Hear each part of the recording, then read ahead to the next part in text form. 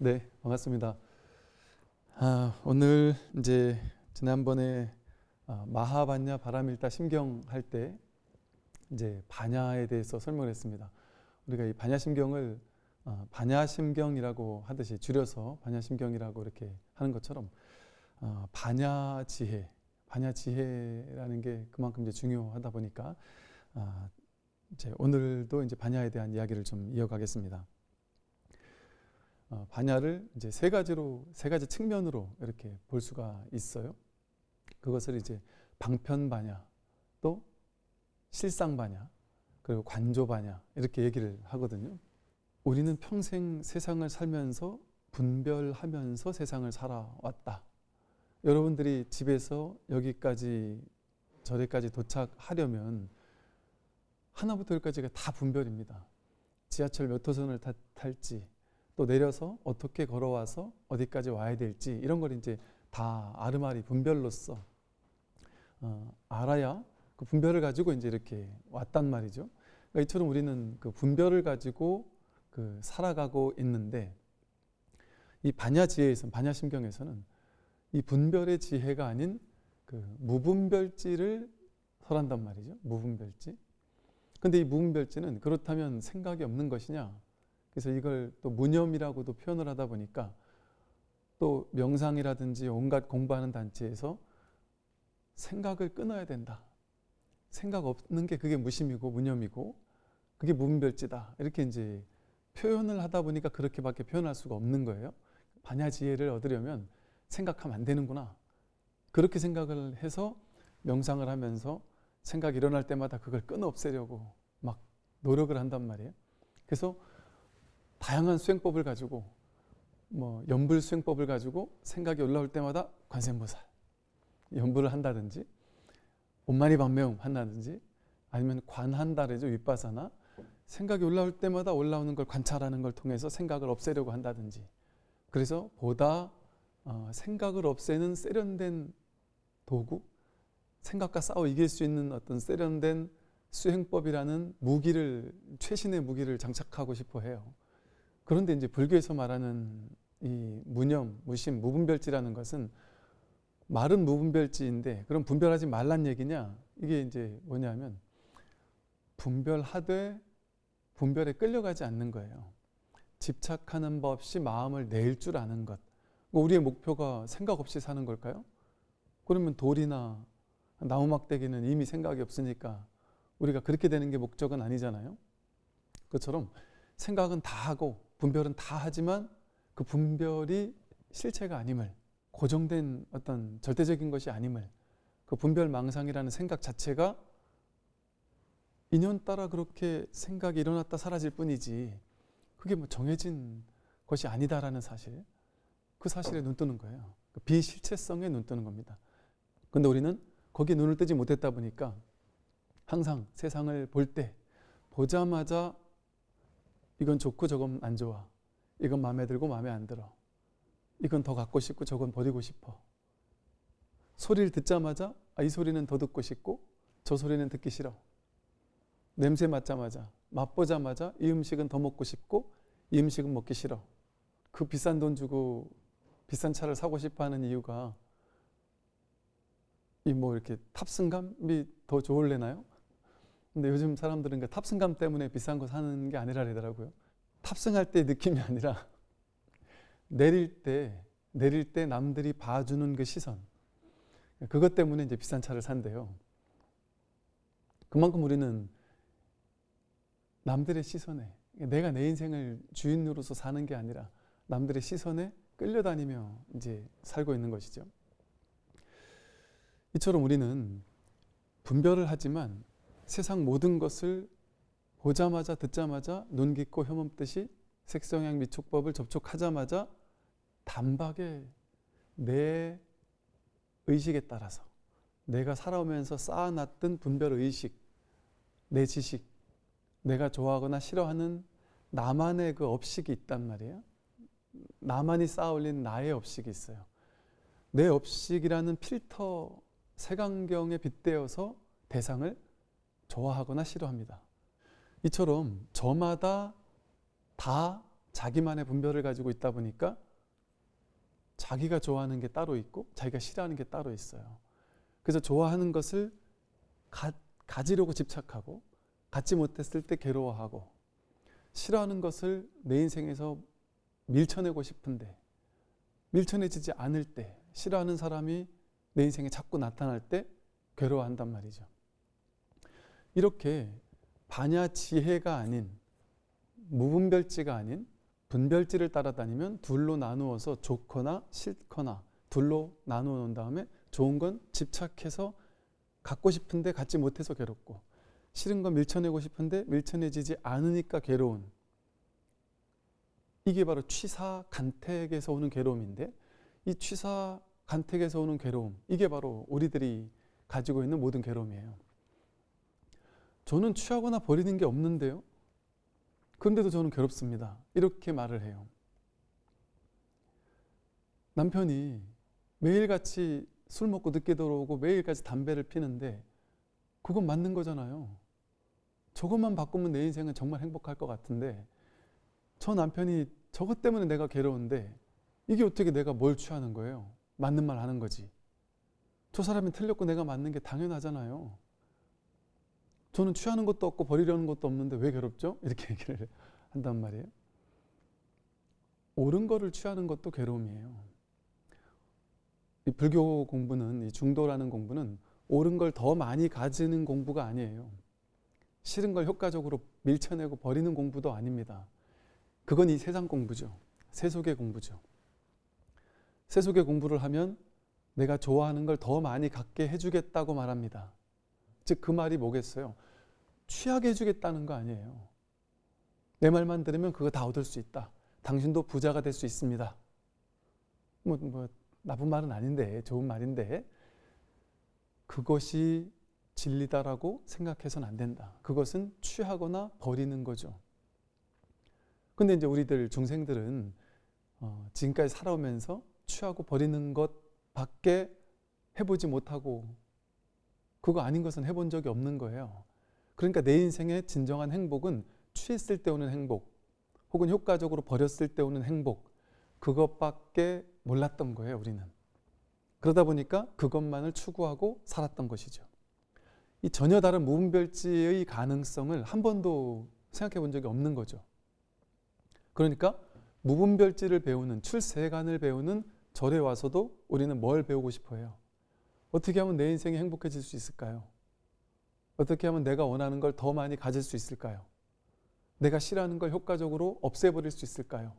이렇게 생각하고 절에 와서 어떤 얘기를 하느냐 하면, 원하는 대로 무엇이든 이루는 사람은 기도를 많이 해서 그렇다. 수행력이 높아서 그렇다. 그렇게 생각해요. 심지어 옛날엔 그런 말도 전 들은 적이 있어요. 어떤 분이 스님이 돼서, 수행자가 돼서 몸이 아프면 그건 수행자가 아니다. 수행 잘못한 거다. 수행 잘하면 몸이 아플 수가 없다. 이렇게 얘기를 한 거예요. 정말 안목이 없는 사람이죠, 한마디로 말하면. 부처님은 몸이 아프지 않았습니까? 부처님도 잘못된 음식 드시고 설사 복통이 나셨어요. 당연한 거예요. 근데 우리는 지금까지 다 마음속에 뭔가 취하고 싶은 게 있잖아요. 마음에 뭔가 이렇게 붙잡고 있는 게 있단 말이에요. 가지는 게 있어요. 가지고 있는 게 있으면 무조건 괴로움입니다. 내가 괴롭다. 뭔가 내가 쥐고 있는 게 있어요. 그게 뭔지 몰라서 그렇지. 좋은 걸 쥐고 있는 것도 쥐고 있는 거예요. 아무리 좋은 걸 쥐고 있어도 그것도 쥐는 거예요. 그럼 쥐지 말란 말이냐? 쥐라고요. 그러나 집착하지 말고 쥐어도 좋다. 불교는 되게 해주는 게 아니라 되는 것과 안 되는 게 다르지 않다, 둘이 아니다, 이거를 깨우쳐주는 거예요. 버는 것만 최고가 아니라 벌든 안 벌든 상관없다. 버는 삶도 좋고 벌지 않는 삶도 좋다. 그 모양 따라가는 거니까 부자와 가난은 중요하지 않단 말이에요. 그 분별된 모양을 따라가지 않는 것을 가르치기 때문에. 그래서 이 무분별지를 공부를 하는데, 우리는 한 번도 무분별지를 확인해 본 적이 없단 말이에요. 분별만 하고 살아왔다 보니까. 그래서 반야지혜의 첫 번째는 실상반야라고 합니다. 깊은 반야가 뭐냐? 실상을 비추어보는 지혜다. 이 실상이라는 게 바로 실상반야입니다. 이 실상을 비추어보는 지혜가 깊은 반야다라고 은사 스님께서 말씀하셨는데, 실상을 비추어보는 지혜라는 이 말 가운데 방편반야, 실상반야, 관조반야가 다 들어 있습니다. 실상이죠. 비추어보는 게 바로 관조반야예요. 관한다, 본다는 거죠. 비출 조자, 비추어서 관해본다 이거거든요. 실상을 비추어 본단 말이에요. 뭐가 실상이냐? 무분별, 즉 우리는 지금까지도 우리는 다 본단 말이에요. 근데 우리는 허상을 비춰보고 살았단 말이죠. 뭐가 허상이에요? 자기 생각 속에 분별해서 만들어 놓은 모양, 그게 허상입니다. 분별된 대상이 허상이란 말이에요. 옳다, 그르다, 맞다, 틀리다, 이 둘로 나눠 놓으면 하나는 크고 하나는 작고, 하나는 맞고 하나는 틀리고, 이렇게 둘로 나뉜단 말이죠. 둘로 나뉘게 됐을 때 우리는 분별된 대상, 이건 커라는 모양을 취한단 말이에요. 그 모양을 맞다고 취한단 말이죠. 이제 금강경식의 표현에 의하면 우리가 서로상이라고 알고 있는 상자, 모양 상자, 모양을 취하는 겁니다. 즉 세상을 볼 때 보자마자 바로 모양을 취해서 이거는 컵이다, 이거는 뭐 스님이다, 저희는 부처님이다, 이렇게 모양을 취해서 그것을 모양으로 본단 말이에요. 모양으로 보는 거예요. 실상을 비춰보는 것이 아니라 허상으로 보는 거예요. 여러분 앞에 계신 부처님을 부처님, 거룩하신 부처님 이렇게 보는 게 당연한 불자된 도리이지요. 그런데 그것은 실상을 비춰보는 것이 아니죠. 허상으로 보는 겁니다. 그래서 옛날에 단하천연선사는 눈이 왔을 때 너무 추워서 얼어 죽을 것 같아서 대웅전에 있는 부처님 목불을 떼가지고 땔감으로 썼단 말이에요. 마조 스님을 찾아갔을 때 선방 중간에 있는 성상 위에, 머리 위에 올라탔어요. 인사로 와서 삼배를 드리고 큰 스님을 찾아가서 인사를 드려야 되는데 그거를 뭘로 대신했느냐? 선방 중간에 있는 성상에 목 위에 올라탔단 말이에요. 그 문수보살상 같은 상 위에 딱 올라앉았단 말이에요. 그걸 보고 스님들이 경악을 금치 못했는데 마조 스님께서 나와서는 내 아들이 천연하구나. 그래서 그때부터 단하 천연선사라고 불러요. 즉 그 실상을 있는 그대로 비춰봤을 때 우리가 보는 모든 것들이 다 허상이란 말이에요. 상을 보고 살아왔구나, 모양을 쫓아가면서 보고 살아왔구나라는 사실이란 말이죠. 실상은 뭐냐? 실상은 생각으로 할 수가 없습니다. 생각으로 설명할 수가 없습니다. 그러니까 스님들께서는, 옛날 큰 스님들, 어른 스님들은 전부 다 이대로가 바로 실상이다, 이대로가 바로 그냥 이거다, 이것이 부처다, 이것이 진실이다, 이렇게 하시더란 말이에요. 두두물물 산하대지가 그대로 법신 아닌 것이 없다라고 하신단 말이죠. 이제 보통 사찰에 가면 주련, 대웅전에 이렇게 주련들 제일 많이 있는 주련이 불신 충만 업업계 보현일체 중생전 수연부감 미부주 이항처차 보리좌, 이런 내용이 많아요. 불신, 부처님의 몸은 법계에 항상 충만해서 항상 가득하다, 이게 실상반야예요. 불신 충만 업업계 다 실상반야예요. 전부 다 실상반야 아닌 것이 없다. 이렇게 부처님 몸은, 법신은 항상 법계에 가득해 충만합니다.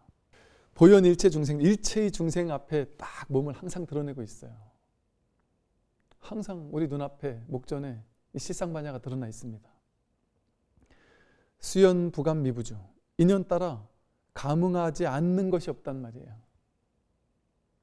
이렇게 인연 따라 감응을 하고, 차를 마시는 걸로써 감응을 하고, 항상 법신을 드러내고 있다. 언제나 바로 이양처차 보리자, 보리자의 항상 깨달음의 자리, 목전이 늘 깨달음의 자리예요. 언제나 법신불이고 언제나 진실이고 언제나 실상이 드러나 있단 말이죠. 그러면 이제 우리는 이런 말을 듣고 실상이 분명히 드러나 있을 거야. 실상이란 뭔가가 있을 거야. 그런데 나는 지금까지 허상만을 보고 살았어. 그럼 나는 실상을 봐야 되겠구나 해서 실상을 찾아 나섭니다. 이걸 보면서 도가 무엇입니까? 하니까 뜰 앞에 잣나무다 라고도 하고 이것이다 했단 말이에요. 그럼 이걸 보고서 뚫어지나 눈에 힘을 주면서 뚫어져라 쳐다봅니다. 왜? 여기서 실상을 봐야 되니까. 실상 나와라 하고 왜 자꾸 나는 컵만 보이느냐, 허상만 보이느냐, 실상을 찾아야 되겠다 하고 바깥으로 보는 것마다 내가 실상을 봐야 되는데 하고 실상을 찾는단 말이죠. 근데 그건 뭐겠어요? 이제 이렇게 말을 하죠. 찾고자 하지만 않으면 바로 실상이다. 바로 드러나 있다. 이렇게 이건가? 저건가? 이렇게 생겼나? 저렇게 생겼나? 이게 불성인가? 저게 마음이고 본래 면목인가? 하고 내 찾는 마음은 뭐겠어요? 찾는다라는 말의 뜻을 보면 찾는 내가 있고 찾아지는 것이 있어야 되잖아요. 내가 찾는다라는 행위 자체는 찾는 나가 어떤 것을 찾는 거잖아요. 지금 무언가를 찾고자 하는 거예요. 이미 둘로 쪼개가지고 내가 저것을 찾으려고 둘로 쪼개는 작업을 자꾸 하고 있는 거죠.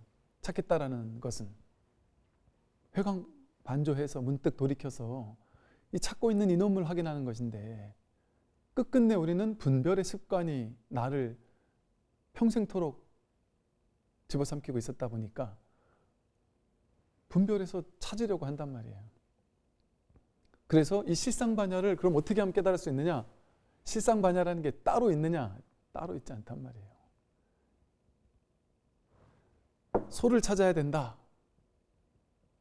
소를 찾았으면 소를 키워야 된다. 그 소를 누가 키우냐 하는 사람이 소를 그 아무나 할 수 있는 말이 아닌데 소를 찾아야 된다 이런단 말이에요. 손에서 그 소가 자기 성품 본래 면목이라고 한단 말이에요. 방편으로. 근데 나중에는 소도 사라지고 나도 사라진다고 했잖아요. 불성, 자성, 본래 면목, 실상 이게 따로 있지 않단 말이에요. 내가 찾을 수 있는 실상이 저 바깥에 따로 있지 않단 말이죠. 분별만 없으면 그냥 실상이에요. 그걸 이름만 해서 실상이에요. 그냥 분별이 없으면 그걸로 전부지 따로 분별 없는 자리가 따로 있는 게 아니란 말이에요. 말로 하다 보니까 어쩔 수 없이 분별 이전 자리 이렇게 표현하고 분별 이전 자리를 뭐 첫 번째 자리 이렇게도 말했지만 그 말일 뿐입니다. 말은 달을 가리키는 손가락에 불과하다. 그 손가락으로 가리키면 이걸 보면 안 되죠. 달을 못 보죠. 그래서 법문 들을 때는 막 긴장하고 이거는 하나도 뭔가 이렇게 다 외워야 되는데 뭐 줄 긋고 받아 적고 이거 잊어버리면 안 되니까 집에 가서 다시 한번 떠올려 봐야지 이렇게 할 필요 없습니다. 그냥 들으면 돼요. 그냥 분별하지 않고 보면 그게 바로 실상이라고 했단 말이에요. 그래서 이 실상반야를 어떻게 우리가 확인할 수 있느냐? 그게 바로 이제 관조반야입니다. 관조반야. 관조반야라는 건 뭐냐면 실상반야의 어떤 다른 측면이라고 할 수 있어요. 이 세 가지가 다른 게 아닌데 이렇게 나누어서 설명해 본 거예요. 이 실상반야를 어떻게 볼 수 있느냐? 관조해야 된다. 관조해야 실상을 볼 수 있다. 관조는 본다. 조는 비추어 본다. 불교의 가장 중요한 수행이라고 하면 항상 지관이라고 말하잖아요. 지관이라는 것은 멈출 지자, 볼 관자. 분별을 멈추고 있는 그대로를 있는 그대로 본다 하는 거예요. 이게 팔정도에서의 정견이죠. 정견은 있는 그대로를 있는 그대로 본다 하는 거예요. 우리는 있는 그대로를 왜곡해서 보는 선수들이죠. 근데 있는 그대로를 생각이나 분별의 필터 없이 있는 그대로 보는 것. 분별을 멈추고 보는 것. 그게 관이에요. 이게 마치 뭐와 같으냐면 거울이 모든 걸 이렇게 비추잖아요. 여기 이걸 거울이라고 봤을 때 거울이 이렇게 모든 걸 있는 그대로 비추어요. 거울은 화장실 가서 똥을 비춘다고 해서 거울이 인상 쓰지 않아요. 분별하지 않아요.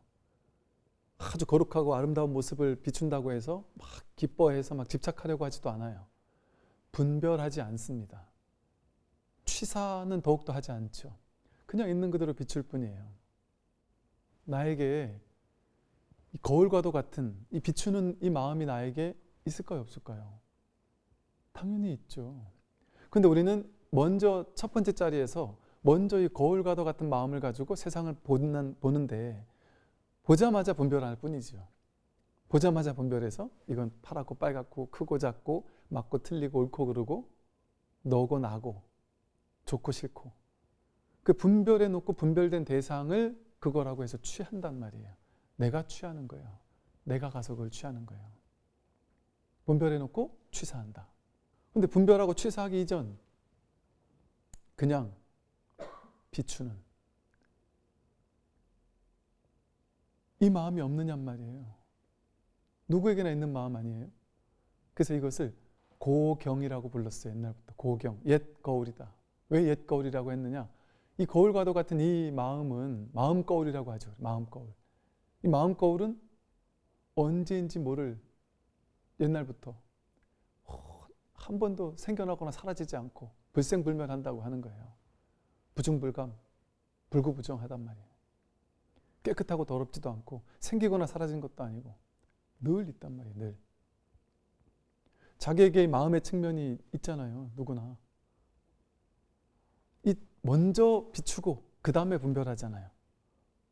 즉 이 소리를 우리는 소리를 듣자마자 아, 스님이 손가락으로 뭘 치나 보다, 나무를 때리나 보다 이렇게 생각을 하죠. 듣자마자 바로 분별을 한단 말이에요. 아, 이 소리는 듣기 좋은 소리, 듣기 나쁜 소리. 아까 소리와 이 소리가 다르구나 이렇게 분별을 해서 듣자마자 분별한단 말이에요. 그런데 예를 들면 갓난 아기도 이 소리는 들을 줄 알아요. 고양이가 이렇게 낮잠을 자고 있다가도 옆에서 이 소리는 들을 줄 알아요. 갓난아기나 고양이는 들을 줄 아는 이 성품은 똑같아요. 그런데 우리는 이걸 가지고 분별하고 해석하고 판단한 다음에 그것을 그 소리와 동일시하죠. 이 소리는 듣기 싫은 소리야, 듣기 좋은 소리야. 인연 따라 생겼다, 인연 따라 사라졌을 뿐인데 이걸 진실이라고 믿으면 괴로움이 생겨요. 층간소음이 처음엔 아무렇지도 않다가 한 번 짜증나고 두 번 짜증나다가 이게 1년, 2년 계속되면 약간 정신병이 온다고 그래요. 층간소음이 막 나를 죽이는 것처럼 괴로워 죽을 것 같다 그래요. 인연 따라 생겨나고 사라진 소리가, 이 소리가 나를 죽일 수 있어요? 나를 미치게 만들 수 있습니까? 없어요. 그런데 언제 그게 가능해져요? 내가 그걸 좋다 나쁘다 분별해서 생각과 해석을 개입시켜서 저놈이 나를 죽이려고 작정했나 보다. 온갖 생각과 소설을 쓰면서 개입시켜서 그걸 진실이라고 믿을 때 내가 그 소리에다가 힘을 실어줬잖아요. 그 분별에다가 분별된 대상에다가 힘을 실어줬잖아요. 그리고 그걸 믿을 때 그때 그것이 나를 괴롭히기 시작해요. 괴물처럼 자라나서. 어제 어떤 분께서 한 15년 정도를 죽을지 모른다라는 그 괴로움, 죽을 것만 같은 괴로움, 병 걸릴 것만 같은 괴로움. 그래서 습관적으로 매일같이 병원을 찾아가고 괜찮다고 하는데도 혹시 모르니까 또 찾아가고 또 찾아가고 조금만 몸이 약간만 이상해도 이거 큰 병 아니야? 찾아가고 어느 순간인가 자신이 자기의 생각을 믿기 시작했죠. 난 언젠가 죽을지도 몰라. 몸이 조금 아프면 이거 큰 병인 거 아니야? 그 생각을 믿기 시작하면서 그게 실체화를 강하게 하게 되면 그 분별망상인 줄 모르고 그걸 실제라고 여기고 힘을 실어주게 되면 그게 나를 잡아먹어요. 내 인생을 망쳐버려요. 그래서 그분 말로 10몇 년 동안 이거 나으려고 온갖 병원에 다 다녀보고 이 병원에서 아니라고 해도 더 큰 병원, 더 큰 병원, 용하다라는데 다 찾아보고 온갖 치유할 만한 데는 다 찾아다녔기만 한 게 아니라 너무 힘드니까 나중엔 무당도 찾아가고 뭐 온갖 다양한 곳을 찾아가면서 15년 동안 이 노예처럼 휘둘리며 살면서 고통받은 자신이 한심스러워 죽겠다. 그럼 그 생각이 올라올 때, 그 생각이 올라오자마자 그걸 믿고 그 나와 동일시해서 그걸 그 생각의 나래를 뻗치면서 그 생각을 쫓아가는 게 행동으로 이어진다. 그래서 그 생각이 일어나면 막 불안하다가 이 불안함을 달래기 위해서 병원을 찾아가지 않느냐. 이거를 한번 바라본 적 있습니까? 이 거울의 자리에서, 이 첫 번째 자리에서 바로 곧장 일어난 생각을 쫓아가서 생각에 밥 주는 일을 하면서 생각 따라 병원을 가고 두려워하고 괴로워하고 이 괴물처럼 생각을 만들기 이전에 그 생각이 올라올 때 여기서 먼저 생각을 바라보는 게 있지 않나요? 있죠. 왜? 어떨 때는 그 생각이 일어날 때 나는 죽을 것 같은, 병 걸린 것 같은 생각이 일어날 때 막 괴로워 죽을 것 같다는 거죠. 그런데 24시간 그런가요? 아니죠. 어떨 때는 편안하다는 거예요. 그걸 잊을 때가 있다는 거예요. 잊고 그런 생각 없이 편안할 때가 있다는 거죠, 당연히. 그러면 그 병 걸릴 것 같아 죽을 것 같은 생각은 왔다 가는 거잖아요. 그죠? 왔을 때 완지 않으니까 내가 막 두려움에 떨어요. 두려움에 떤 줄 알고 갔을 때 떠나간 줄 알아요.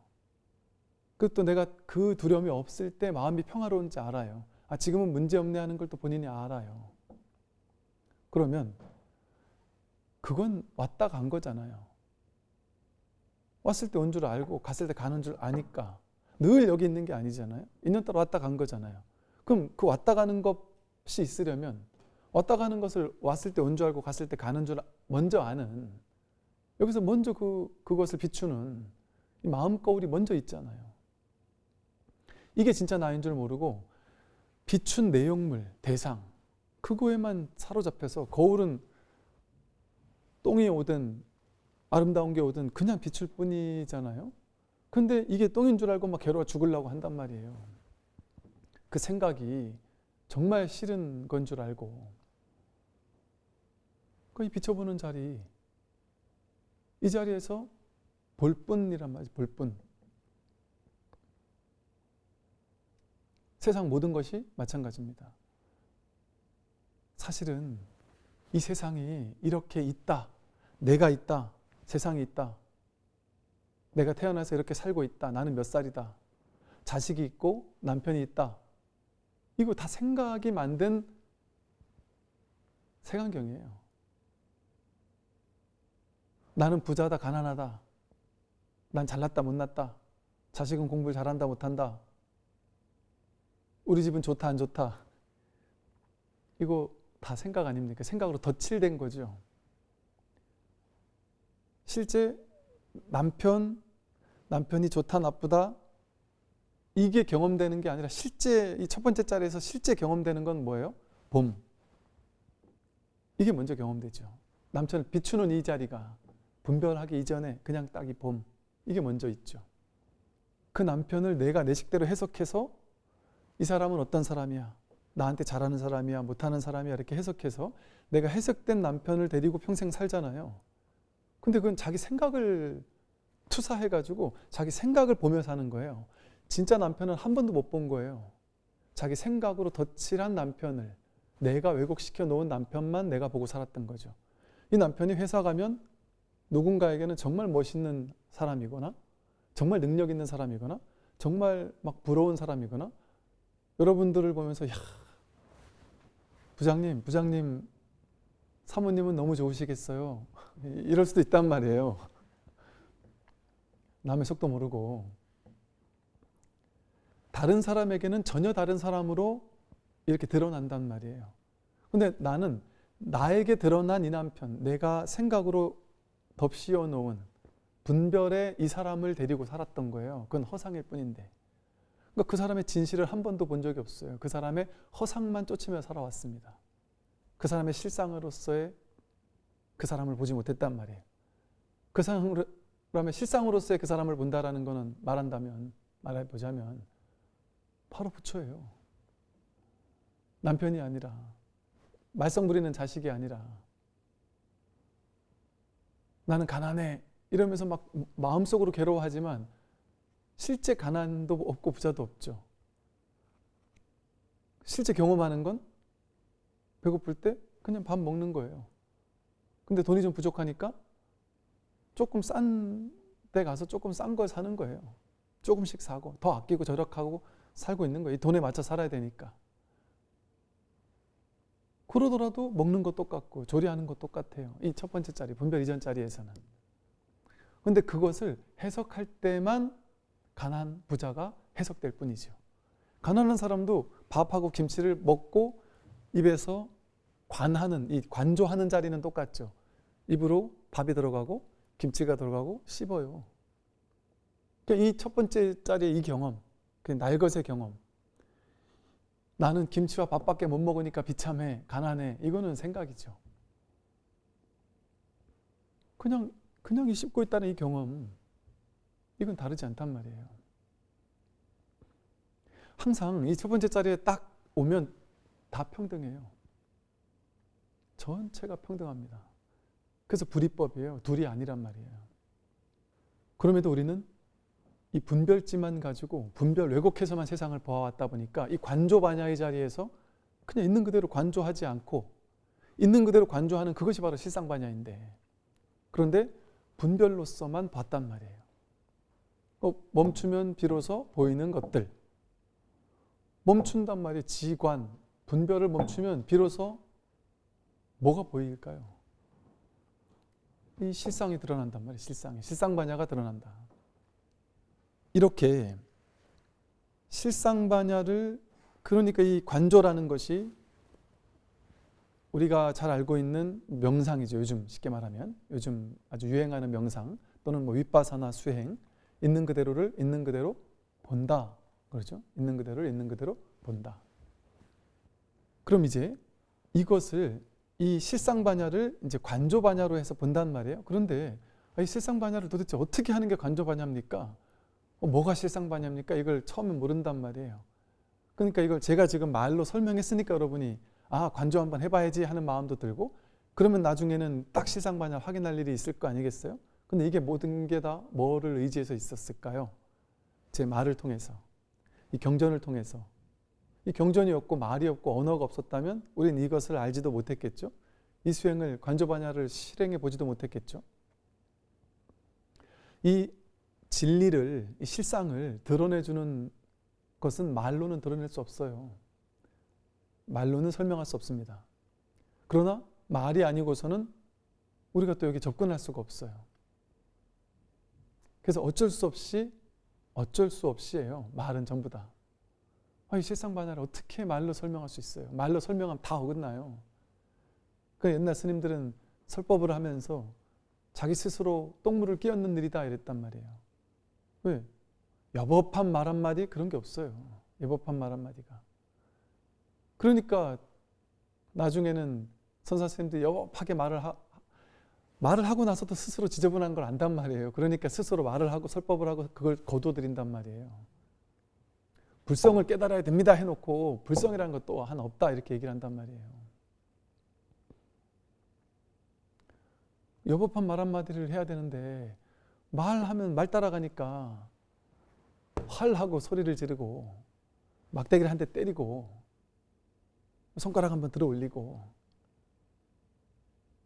그렇게 말 아닌 말을 통해서, 그래서 화두는 어떤 말을 따라가는 게 화두가 아니거든요. 말 이전, 말머리라고, 말 이전, 말이 아닌 그 말을 통해 드러내고자 하는 직지인심 딱 가리켜 보이는 그 자기 본마음, 그걸 확인하라고 어쩔 수 없이 말로 표현했단 말이에요. 그래서 말로 표현하는 방법이 다양해요. 구구절절 설명하면 친절해서 우리가 좀 더 접근하기 쉽지만 그걸 생각으로 이해하고 파악하고 받아들이기 쉬워서 좀 오염의 소지가 있고, 또 여법한 한마디로 해버리면, 이렇게 그냥 해버리면 깔끔하긴 하지만 우리가 받아들일 수가 없단 말이죠. 그래서 경전이라는 것을 통해서, 언어, 말을 통해서 이 반야 지혜를 어쩔 수 없이 글로 쓴 거예요. 그걸 보고 방편반야라고 부릅니다. 방편반야. 그 방편반야를 통해서 우리가 관조반야를 실천하고 결국 실상반야를 증득하는 것이죠. 이거를 뭐 이를테면 화엄경에 불교를 공부하는 방법, 화엄경에서 말하는 마음을 깨닫는 방법, 이 일체유심조 할 때 그 마음에서 모든 게 이루어졌다 이 소리거든요. 그 마음이 뭐냐? 한마음, 일심 얘기한단 말이에요. 한마음, 일심. 화엄경에서 그 일심을 깨닫는 방법, 그것을 신해행증이라고 얘기를 했어요. 첫째는 신, 믿는다. 뭘 믿겠어요? 불법승 삼보를 믿는다. 뭐가 불법승 삼보예요? 아, 내가 본래 부처라고 부처님께서 법문을 하셨는데 난 아직 그것까지 모르겠다. 내가 부처다라는 게 뭐예요? 내가 바로 실상이다. 지금 이대로가 실상이다 이 소리잖아요. 그러나 나는 아직은 모르겠다. 그리고 그대로 법이 드러나 있다고 하는데, 법은 100% 드러나 있다라고 하는데 난 아직 모르겠다. 나는 분별밖에 모르겠다. 다양한 방법으로 법이 드러나 있지만 진짜 법은 자기에게 있단 말이에요. 승, 승복 입은 사람만 승이 아니에요. 승가를 승이라고 하잖아요. 승가. 승가는 뭐를 승가라고 해요? 사부대중을 승가라고 해요. 비구, 비구니, 우바세, 우바이. 남자 신도, 여자 신도를 합쳐서 다 승가라고 해요. 거룩한 스님들께 귀합니다. 거룩한 승가에 귀합니다. 그게 거룩한 자기가 자기 안에 누구나 괴로움을 해결하고 싶은, 늙고 병들고 죽는 문제를 해결하겠다라고 하는 발심이 누구에게나 있단 말이에요. 그걸 청정한 승가라고, 자기 안에 있는 스님이라고 하는 거예요. 난 반드시 깨달아 보겠다. 괴로움을 해결하고 가야 되겠다 하는 이 마음. 그게 자기 마음 안에 있는 스님이에요. 내가 바로 진실이라는 것을 나는 아직 확인하지 못했지만 부처님 말씀이니까 내가 한번 믿고 공부를 한번 시작해보자. 이 믿음이 시작이란 말이죠.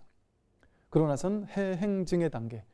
해, 첫째, 경전, 방편반야를 통해서, 방편반야라는 경전과 어록과 스님들의 법문을 통해서, 이 방편의 법문을 통해서 이해한단 말이에요. 이해. 그게 신해 행증할 때 해가 먼저 이해해야 된다는 거예요. 근데 이 이해는 머리로 이해하는 이해와는 달라요. 이게 정확한 비유는 되지 못하지만 이해를 위해서 잠깐 비유를 들어보면, 수학 문제 풀 때 공식을 암기해서 문제 나오면 공식에 대입해서 푸는 사람이 있는가 하면 이 공식이 어떻게 나온지를 그냥 훤히 아는, 그 근원까지 이해하는 사람이 있잖아요.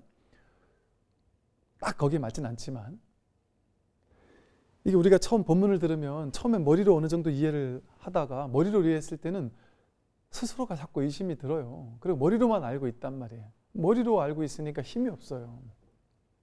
근데 이 머리로만 알다가 가슴으로 소화가 확 돼버리는 때가 있단 말이에요.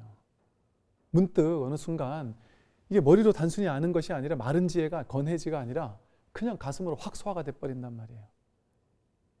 그래서 어떤 분들은 그랬어요.